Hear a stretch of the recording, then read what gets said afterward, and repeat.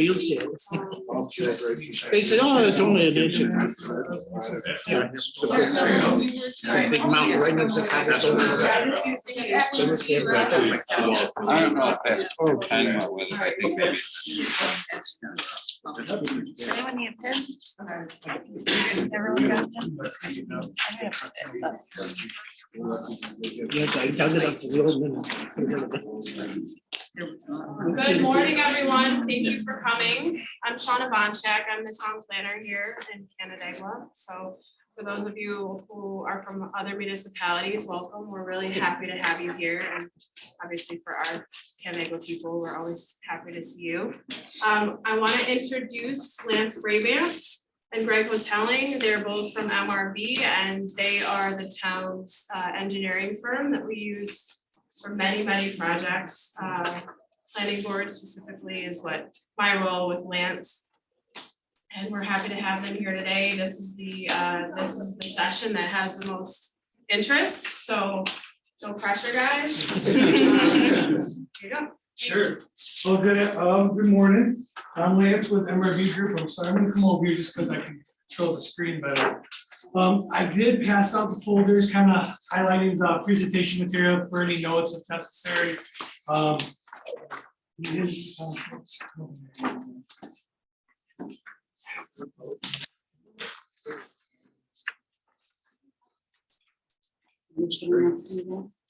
Pardon? I guess. Thanks.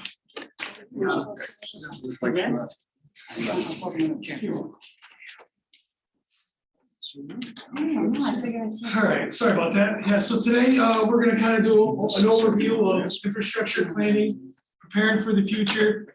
It's kind of a broad topic. It's got a lot of things that we should be considering when planning for the future. We're going to try to talk about basically the two aspects of how we, MRB Group working with the communities that we work with and how we approach that from the planning board, planning side to more of the engineering, municipal engineering side in terms of infrastructure improvements, water and wastewater.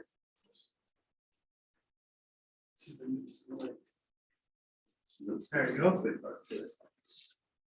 Oh, and if there's questions or comments during the conversation, please feel free to ask. I feel like yes. Turn the other way for people.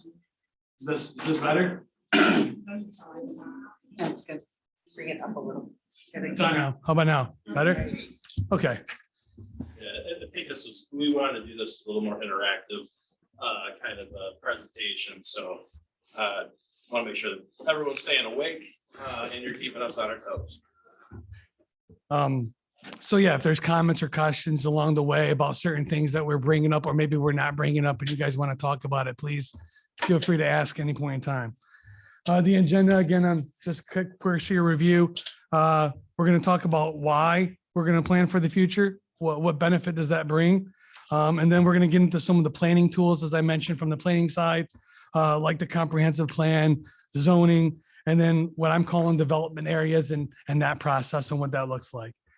And then later on, we'll get into the engineering tools, the sewer master plan, water master plan in general, and then the hydraulic modeling and some of those other techniques that are used to help us better plan out how to size materials going forward.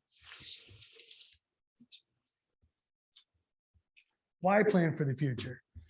I mean, there's a lot of reasons why, but protect the health, safety, and general welfare of the community. Obviously, as we grow and as you plan your community's growth, we have to plan this out in a way that protects everybody going forward so that we don't run into a problem where we can't service somebody, the proper materials that are needed in order for them to be able to a successful area. Focus on immediate and long range protections, enhancement, growth, development of a community's assets. A lot of this you're going to find out as we get into it are also in your comp plan. Comp plan is basically a long range plan. It's the future planning of the municipalities. Be proactive rather than reactive. When we talk about long range planning and preparing for future growth, you don't want to pigeonhole yourself into a scenario where you have a developer or the ability to expand somewhere, but then shoot, I wish 3 years ago or 4 years ago, or that one project before, we would have thought about that. Now it's just got built and we're going to rip the roads back out to put an oversized water main in to serve this community now, or we don't have the pressures or the capacity to do it. I'm going to get into one of the planning techniques that I think covers some of these what ifs, or forces us to go through this review on how to verify what improvements, if any, for long-range plans should we be considering of. And the other one is provides a roadmap for creating utility infrastructure that meets demands and other requirements. Again, it's a plan that, and it comes in many forms. I'm going to go over some of the ways that I think we see it from the planning side in terms of how this report comes together and how we're showing future growth and how to plan for that. Does anyone here have any idea what infrastructure really means? That's a good question. Just, anyone have, what's infrastructure? What is infrastructure to you? Infrastructure, from my experience, is it's all the utilities, the roads, and what you need for the community to actually function for its residents. Excellent. That's a great definition of service-related infrastructure as it relates to just the utilities. The other component to infrastructure also includes hospitals. It includes educational facilities, schools. Every time we increase development in an area, there is a demand for services. And we have to account for, or at least understand, what our potential impacts. There's actually a very important step in each of these projects that helps us identify those. And Lance will Yeah, you get into it right touch here. on that. But that's a very good definition of it. It's definitely your water, your sewer, your electric, gas, your stormwater. There's a lot of different things as it relates to infrastructure to consider. Yeah, and as Greg mentioned, it's a broad I mean, it's everything that you see is one of the items that we should be considering, including in the term infrastructure, your roadway network, and then also traffic. They're two separate things. One is, how are you servicing the community, but then also where is the traffic going along those roads? And the modality of that traffic, whether it's vehicles, it's bicycle, pedestrian, all those things need to be considered. Your water, your sewer, obviously we understand that, but that's what we're going to get into a little bit later about some of the technical things that we do. Drainage and stormwater. I know Canandaigua experiences this. I know almost all the communities there's drainage problems everywhere. And when you have a lake and steep slope areas, you're bound to encompass that. So how do we plan future development to incorporate? Do you want a pond on every site that comes before you? Or maybe there's a way that we can do what DEC kind of requires us to review it as, which is you're a piece of a much larger common plan of development. So we have to take that small piece and incorporate it into large project and say, well, maybe there's a better approach. Maybe instead of just requiring you to meet the minimum criteria, maybe we want you to oversize that now as part of the development so that later on, the surrounding areas can also utilize that facility and we don't have 17 ponds that are ultimately got to be maintained by somebody. School districts, Greg mentioned, and I'm going to cover a little bit in a second, but school districts, every time one of these developments come in, mostly, residential neighborhoods, we have to include, or at least go through the process of what that does to the school system. What taxing does that have on them? Do they have the ability to accommodate this? Most of them, are open to the idea, but we at least have to coordinate with them and get their feedback just to make sure that we're providing the proper infrastructure in order to accommodate them. Bus stops, townhomes and private roadways. A lot of times school districts don't send the buses down those private roads for liability reasons and whatnot. And so sometimes that planning comes in a form of where are we putting bus stops or community centers to accommodate these buses and the stops, and then safety for the kids. Where are they standing? What roads are they by? Where are they getting picked up? Are they crossing roads to get to the access points? As it relates to bus, it's also the RTC buses for the older community. Where we have those locations, how do we manage those? So those are all things that we need to consider as part of this ultimate goal of long-range planning and growth. Fire districts, that's another one. I mean, fire districts are there, but as part of that review and approval, are we creating a scenario where we can't get the fire department or emergency management teams to the sites fast enough? Are we creating an issue? Utilities and sidewalks and trails, your networks, how are people interconnecting to your parks? I know Canandaigua was big on pedestrian activity connectivity, as is Farmington. Most communities are that way. And so how do we connect our parks and our trails to these developments that are being done? One of the tools that forces us to kind of go through this process is SEQR, State Environmental Quality Review. Every application that goes through any board has to have that review process done for it.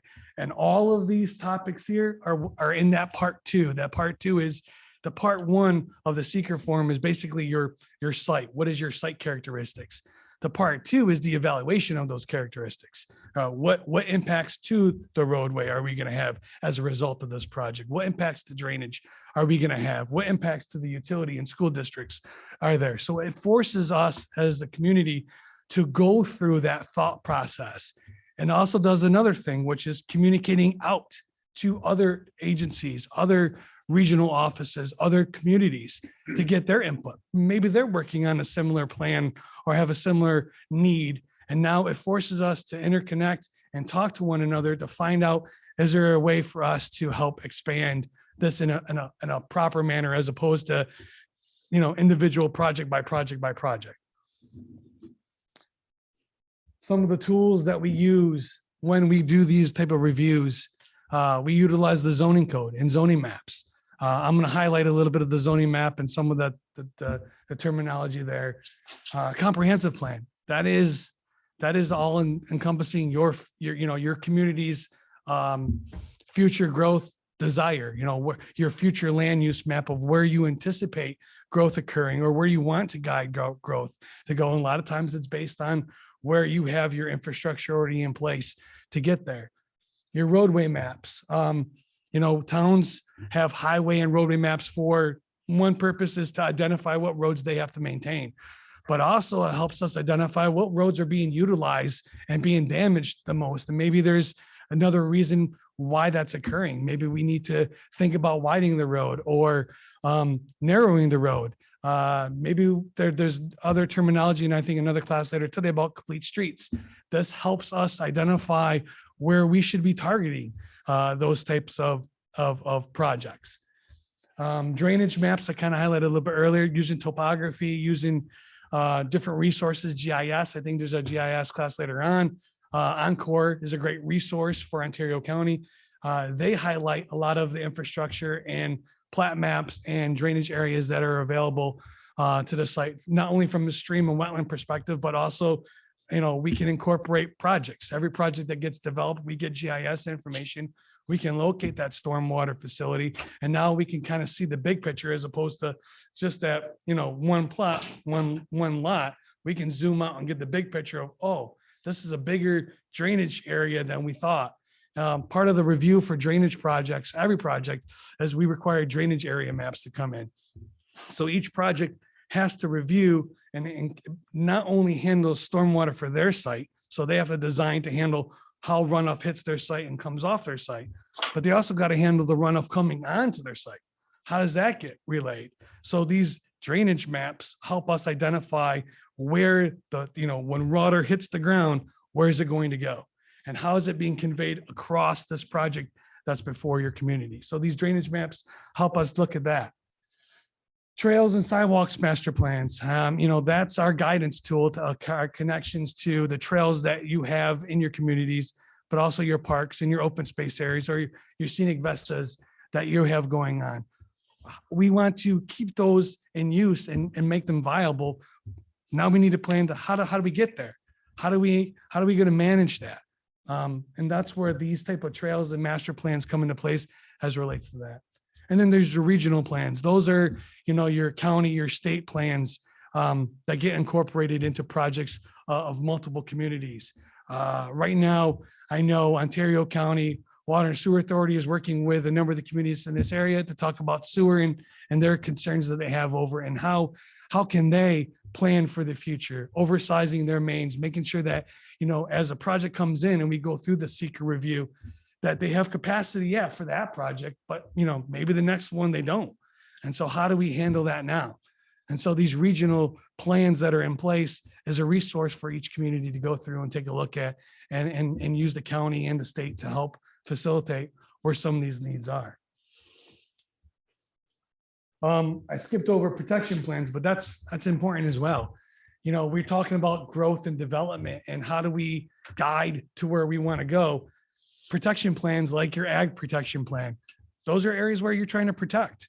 You don't necessarily want to see sewer or water go across those lots if you can help it, because a lot of times with water and sewer comes development. So if you have open space areas or ag protection areas or environmental resource areas, trees and wetlands or steep slope areas or open space areas, those plans are just as important because they help tell us where we're trying to protect, where we want to steer development, maybe a little bit away from, so that we can continue to protect those resources that you guys felt they need to value and protect. Comprehensive plans. This is, I think every community has one and may be outdated, but they have one. And it's our resource. It's what planning boards, planners, it's what we use to guide us on every project that comes before us. New York State has enabled the statutes requiring that zoning laws be adopted in accordance with a comprehensive plan. Everything that comes through the board's review, we have to basically make a statement that it's in conformance of your comprehensive plan.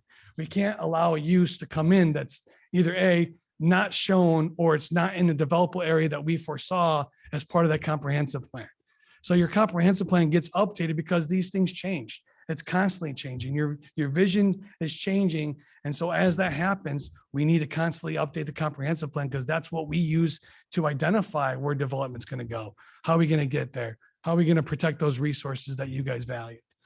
Comprehensive plans a lot of times will also help us as it relates to municipal capital projects, not just looking at the development side, and how those also can handshake with development projects. So if you have an area in your comprehensive plan where you've identified for high density development, and we have a capital project where maybe we have an old water main or a failing sewer or something that we're going to replace. Well, if we know that with a comprehensive plan that this area is going to be is intended for a higher rate of development, intensity of development, well, then we can oversize those mains to help accommodate.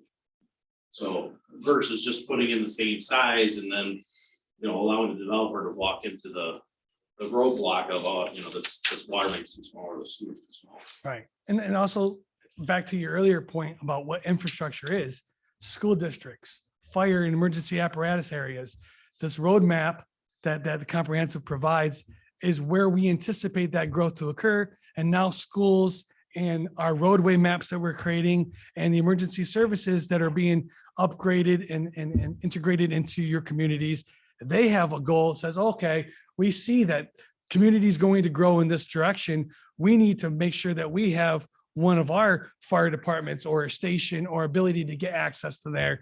Now we need to have major road transportation upgraded to handle that flow. Or, for example, FedEx in Farmington, they came into a certain spot due to the fact that it was accessible to the thruway. Those are things that we have to evaluate as part of the comprehensive plan to verify where can we anticipate these type of projects to come and where would they be targeting. Solar is another one. Solar is coming in and we know that it's part of the process going forward, but they target specific locations and our comprehensive plan can identify those locations and help guide each community on where they're going to go. Zoning. So, zoning codes are what we use to help get into the engineering side of how do we determine what is going to go there. Well, your zoning code has, it's going to be ag land and there's a use associated with it. We call them units or EDUs. How many units are going to be potentially built on that plat, on that parcel? It identifies industrial and commercial zones. It identifies your residential areas. So then we take that information based on that. And we take it on the lot size and we say, okay, big project comes in, what's the most that they can do per your zoning code? And that's how we evaluate every project that comes in. Do we need an 8-inch water main or is 4-inch good enough? Do we need to look at the fact that all of that brown area that's on there is vacant and we have one project that comes in, well, they only need a 4-inch water service to serve their building. Yeah, but we have the rest of that site that could potentially have bigger or larger projects to come in after it. We have to consider that. How many people here have, maybe that have a community that has an industrial zone area in their municipality?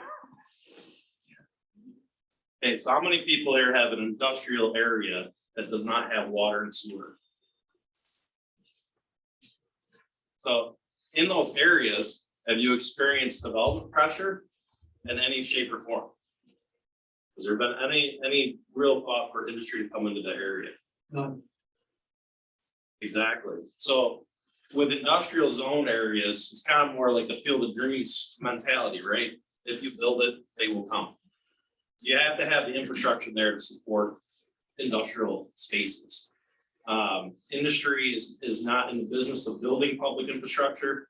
They want to get in, build their facility, and get whatever it is online as soon as possible. It's all about revenue, right? So it's dollars and cents decision. But that's definitely a way that comprehensive plans and now zoning can also help give direction towards comprehensive or master plans and infrastructure. And then I have a couple. Oh, sorry. Yeah. You just got to stand closer to me, Greg. It's not often you put the brains and the brawn together. Oh. You can easily tell which one's which. Development areas. So development areas is a term that I'm using to kind of identify, well, how do we encourage exactly what Greg said, these industrial areas to get built out? What are some techniques that communities can use to help influence that growth that you're anticipating to go? How do we guide them? How do we get that infrastructure in the ground to handle future growth? So one way is we create a development map that shows, where is projects currently being targeted in the community? Where do we see growth occurring right now as it stands? And do we have the infrastructure already in place to accommodate those? And if not, how do we do that? And in the future, if there's additional growth in those areas, where can we anticipate that? One way to do that is you meet with the developers and meet with the agencies. I know in Canandaigua and Farmington and most of the communities that I deal with, they do this plan, they call it a PRC meeting, Plan Review Committee meeting, Geneva as well. And that is a great resource because it brings all of the players to the table. It brings them all to the table and you can talk about current projects, but also future projects. And it puts DOT or the county rep or the water and sewer authority at the table with you. So you guys can talk about, well, here we have this project coming in today, but maybe next year or 2 months from now, we'll have another project that we're anticipating through conversations with developers as they come in. What's going to happen? What do you guys think about that? How do we handle that? Meeting with neighboring communities. I know that communities, there's a lot of interconnection between services.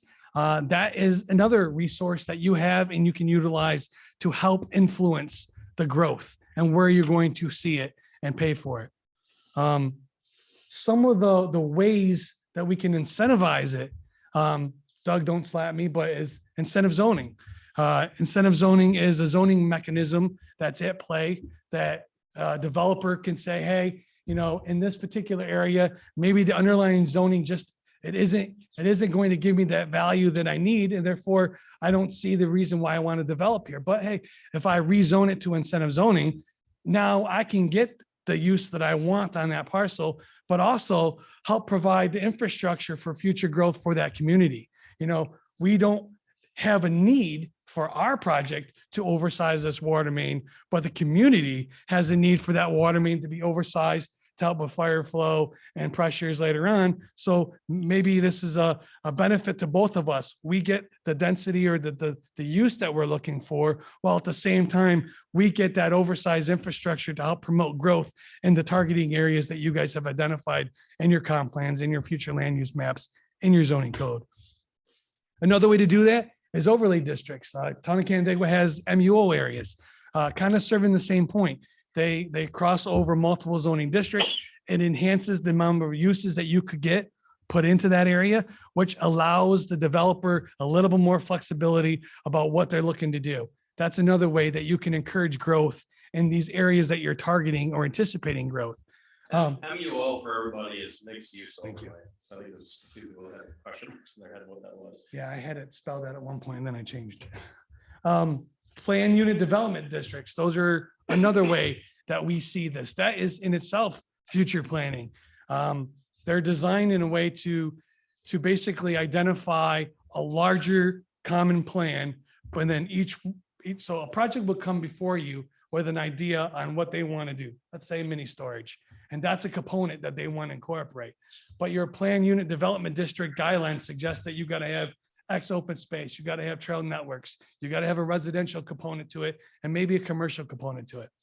Some of them have industrial components to them as well. That is one zoning characteristic that's available tool for these developers to come in and say, okay, now I only have a need now for this, but I got a plan for that future and design for it as part of that first step. So those are some of what I think we experienced through the planning, the planning review process, through the review process of some of the tools that I see us use to help influence or engage or direct development to occur. Just real quick before you switch that slide. So you can kind of see that there's some areas here that are north of the town, and some of these areas have sewer and some of these areas don't have sewer. And the reason why it's important to go through this process for planning is that if the timing of each of those projects come in, one person might say, okay, well, I can build a really small pump station to handle my sewer for just my project. But that closes off the potential development for the surrounding areas. And if there's the intent to develop these areas, it would make better sense and better planning from someone who actually runs a sewer system to consolidate that into a regional pump station that's sited in a location that might be off-site from this project, but it's large enough to handle the future development of that whole area. There are places in Ontario County where development has really kind of moved along in just that sense, where we only really looked at it as project by project. And then, we get down the road and all of a sudden, wow, the sewer system has like 25 pump stations. It's crazy, right? So there's a need for long range planning as it relates to infrastructure to simplify and not overly burden future generations with the replacement costs. Because every time you put in a pump station, at some point very soon down the road, soon in my mind, when you look at the scale of life expectancy, those pump stations 0 to 20 years, maybe, so you kind of have to take that into consideration when you're putting in these systems. So, in areas where there's multiple pump stations, there's multiple capital projects to replace those things. Whereas if you had planning, you could put in maybe some trunk sewers and a regional pump station, and then only have maybe 1 or 2 facilities to maintain. And that's a good segue to leave the planning review part of it all and get into first, I guess, any questions related to some of the items that I discussed. Now we'll go right into what some of the engineering side, master plans and the hydraulic modeling. So real quick though, one thing that we didn't really put up here as a planning tool, it was actually something I was thinking about on the way down. It's actually a community site design development criteria, other development guidelines. Though that document actually establishes what would be considered the minimum for development standards in your community as it relates to infrastructure. So that's another document that is very important in the overall scheme. Yeah, it talks about, your materials that your town wants or your village requires to be placed in, so you're not getting a mixed match of materials along the way. Talks about the testing protocols, so that each and every time that the town or municipality is taking ownership of something, it's being tested in accordance of your rules and your requirements. It's your road profile, the thickness of the roads that you're building, so that you're getting the standard road that meets your criteria, so that maintenance isn't so difficult later on. You know what you're getting.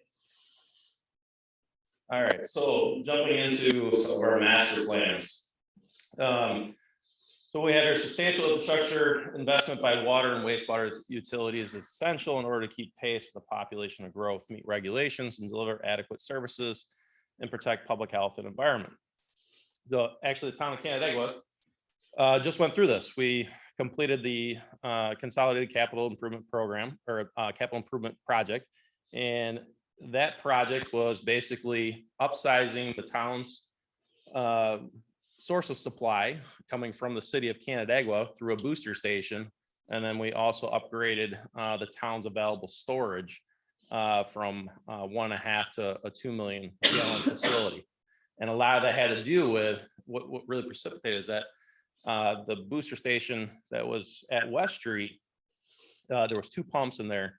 And the design life of that pump station when it was built in the 90s was estimated around 20 years. So we actually got closer to 30 years out of it, which was good. But both pumps that were in that station were running full speed 24/7, and they weren't keeping up with the demand of the system. So those are some of the engineering cues of I got to do something different. So we wholesale changed how we purchased water from the city, from the source point to a location closer to the city's water tanks. And the benefits of that are actually felt by not just the town of Canandaigua, but also the city of Canandaigua and points north, because our large demand for the town of Canandaigua is now being taken off the transmission main that goes forward or goes north to these other communities. So that's just a little microcosm of how, and the importance of the master plans is the master plan actually outlined the steps to take to get to this project. So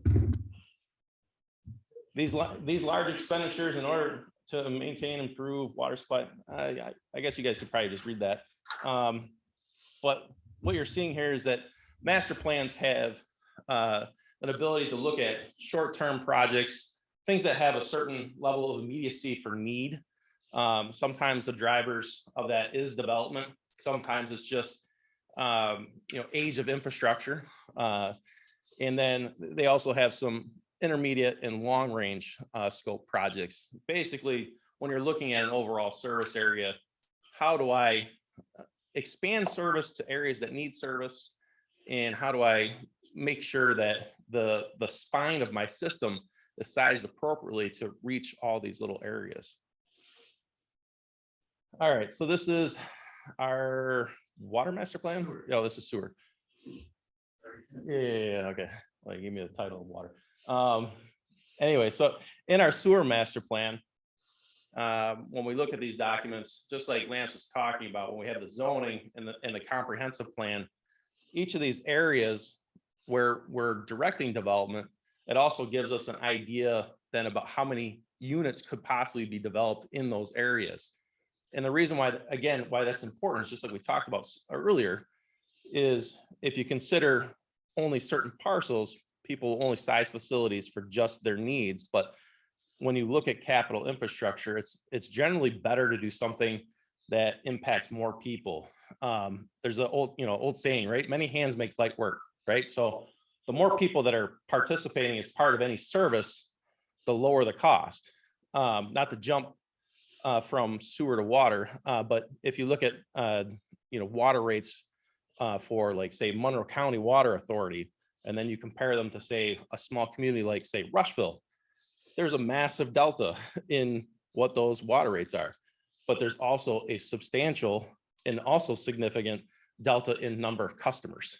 So that's why it's important to go ahead and look at when you're designing these the infrastructure, considering these infrastructure, that you look at a much larger area. So when we get into sewer master plans, we might have areas where they're designated by zoning, which gives you these nice, neat little shapes, these polygons. But really, each area, when we consider anything for a sewer, is basically what's considered a service area. And a service area is anything that can drain to a certain point of where we are connecting to, right? So if we cited a pump station somewhere in the eastern side, we want to cite a pump station in a low point someplace in that area to allow for the greatest run of gravity sewers away from that area. Okay, so. Yeah, so, but this map, but it does show, though, it does show that the gray area is areas where they don't envision sewer, at least at this point in time, based on the zoning and the comprehensive plan. The guidance had shown that those areas are mostly ag, and those are under ag protection plans. But the green area, I can't read it on this one. Those are the sewer where it is envisioned, and those have the different zoning districts that are identified in the zoning code that are encouraging development, IZ, MR, UMUD, we have PUD, and then we have some other residential zoning districts that are in there. So each of those zoning areas is basically an area of higher density development. And to accommodate higher density development, you have to plan for both water and sewer. It's a handshake.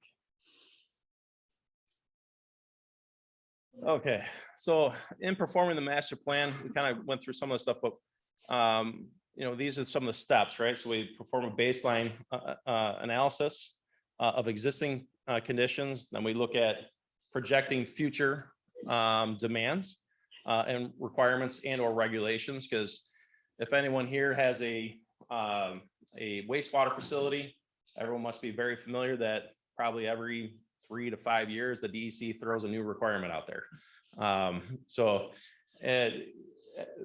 Future regulations are definitely something to consider, even in water plants, because now water plants that were built, say in the 80s and maybe early 90s, or even 60s, 70s, whatever. A lot of those plants were designed around the surface water treatment rule, but now they're going to have to consider the emergent contaminants, those things like PFAS, blue-green algae, those types of impacts. So a lot of those water plants are going to need to be updated to help treat for those future regulations. So we performing water supply, wastewater, and reuse treatment facilities feasibility studies, estimating future requirements to mitigate risk. We develop what's called a CIP, or capital improvement project, and perform financial and economic analysis.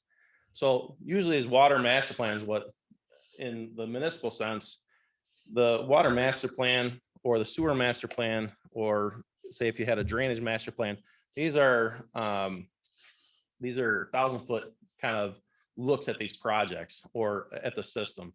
And it's basically a gross overview. And from that, these documents will give some recommendations as to how to make improvements to your system, usually to look at resiliency, redundancy, obviously future growth, and sustainability. As we all know, costs of energy have been going up and up and up.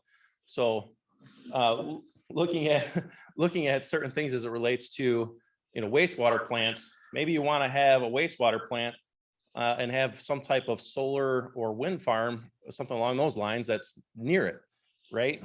Because wastewater plants are generally one of the largest energy demands of any community outside of potentially industrial uses and stuff like that. So water and sewer master plans, they assess present and future requirements as best we can based on our future forecasting the future, I guess. But we also look at those future demands. And we keep going back to the comprehensive plan. We keep going back to the zoning. those are the types of things that kind of give designers or engineers the cues as to, what do we have as it relates to our resources. So want to go ahead and jump to the next one. All right, so this will be specific to water master plans. And what we give here on this slide, there's actually, this is a clip of the supermodel that we have built. We call it the supermodel just because it includes all the interconnectivity between the city of Canandaigua, the town of Canandaigua, town of Farmington, Manchester, so it's basically wherever that water goes coming out of the city of Canandaigua, we have it modeled. So this is basically a digital representation of the existing water system, the distribution system. And the point of this particular slide really is that the kind of takeaway is that the interconnectivity of all of these systems, which a lot of times it isn't necessarily considered, is if you put a large demand in proximity to someone's storage, and then you also have a large development that might be on the outskirts of your distribution system, you can potentially put yourself into a situation where I don't have enough storage or enough water pressure in this area. Sometimes you look at industrial areas in these areas, in the central spine area for Canandaigua, those can be high intensity water users. High intensity water users need larger mains to supply the demands they have, but also to mitigate the pressure losses that you would have outside, to the outreaches of the system. A large demand in certain areas can impact the pressure, miles away. And so a lot of, on our supermodel, I know we have pressure zones that we use to help influence, like when a 500 lot subdivision is to come in, we run that 500 lot subdivision through this interactive map to say, okay, how does that impact our water system as it exists today?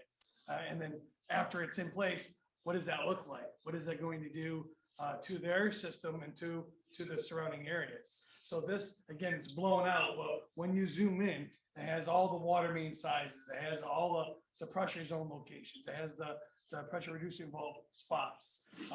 It's an interactive map. And that's one of the last sentences here on our thing, is that this is forever changing.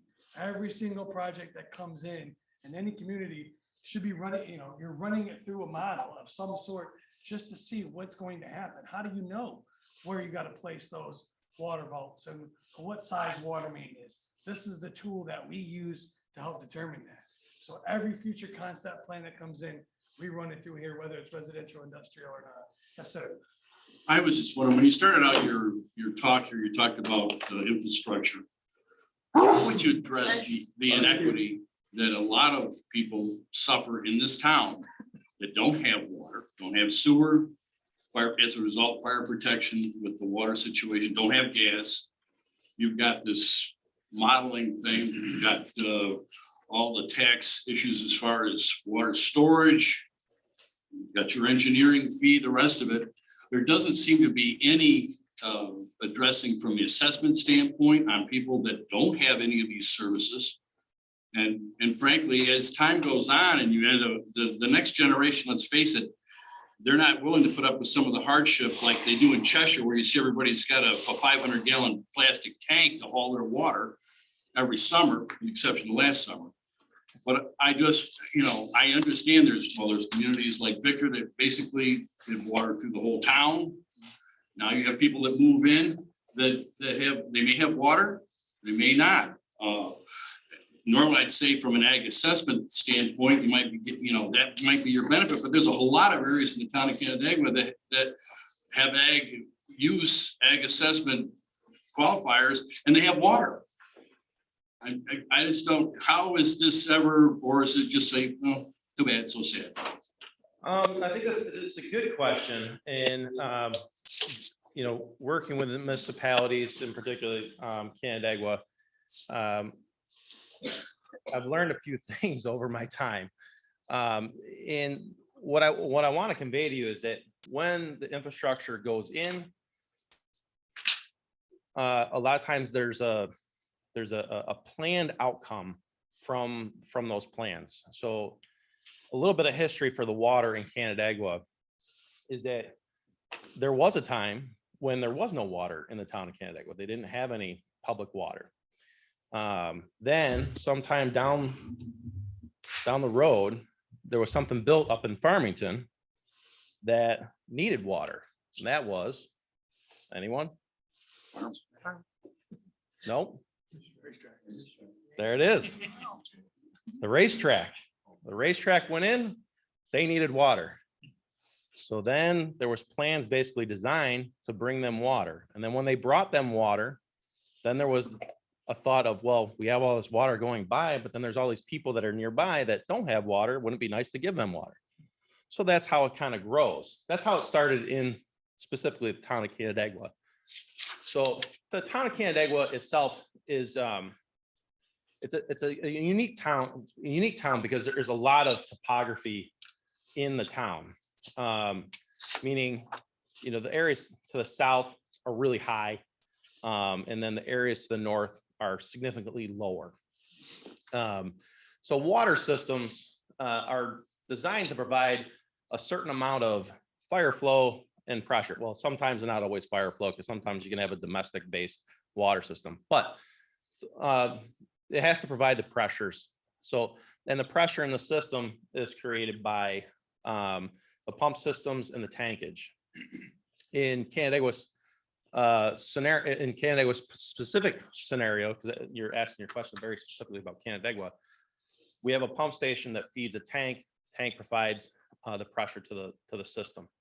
And if we understand some of the principles of water, that it's incompressible, water at an elevation equals potential energy. And as we draw water to a location, we have what's called losses, but those are frictional losses for the water passing through those pipes. That's kinetic energy being spent, right? So in that formula, there's certain elevations I cannot get service to without creating yet another pumping system and tankage system to service. So some of the areas in the southern part of the town of Canandaigua, we just can't reach with our existing infrastructure without creating new large infrastructure projects to facilitate.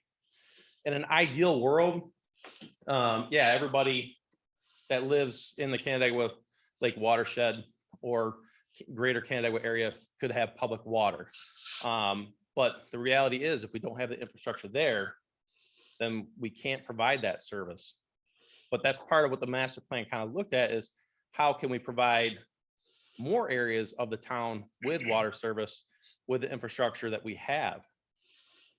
And the problem that you have in certain areas of the town is that the amount of infrastructure that you would have to build to provide service would make the cost of that service to you so unpalatable that there's virtually no reason to look at it, because no one wants to pay $10,000 a year for water. My users. Right, as a user fee. So with that in mind, the services that are offered in the town are all in the form of special districts.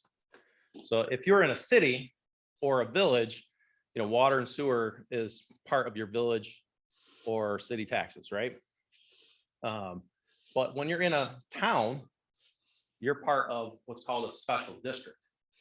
And those district boundaries have certain requirements. I know I'm getting a little off track, but I think it's important to kind of really hone in on this, because everybody inside that special district has to receive the benefit of whatever service that is. And then everybody in that special district has to pay for that benefit. Again, that's the handshake of special districts. So how do these things get identified? Are they like one of two ways? Either the master planning looks at it, or residents in an area are tired of wells going dry and, It's both. or they have sewer systems, they don't really want the sewer system, they want to get hooked up. So It's absolutely the both. It's Yeah. it's both. But the thing is, when you look at special districts, you can't force a special district on somebody.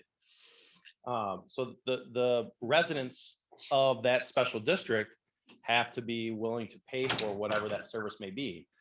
in an unfortunate circumstance in Hopewell, they actually created a district, thought they were going to build the district, and then, we had all this massive inflation, and then suddenly the costs got way out of hand, and then they killed the district because the residents didn't want to pay for it.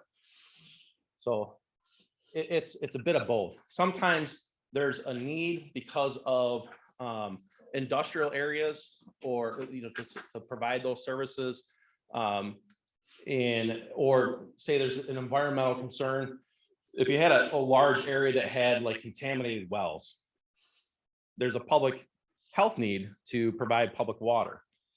So then there's a little more leeway in that scenario to be able to get you water. Plus there's generally what we kind of talked about in the beginning was the funding side of things, right? So when you have a large capital project, you need to help develop some sort of financial plan as to how it's going to be paid for. And, we can talk about debt service and grants and whatnot, but that's all part of the overall plan. You got the sign to stop. But obviously it's an interesting topic, but I just want to make sure, is there any other questions from the audience?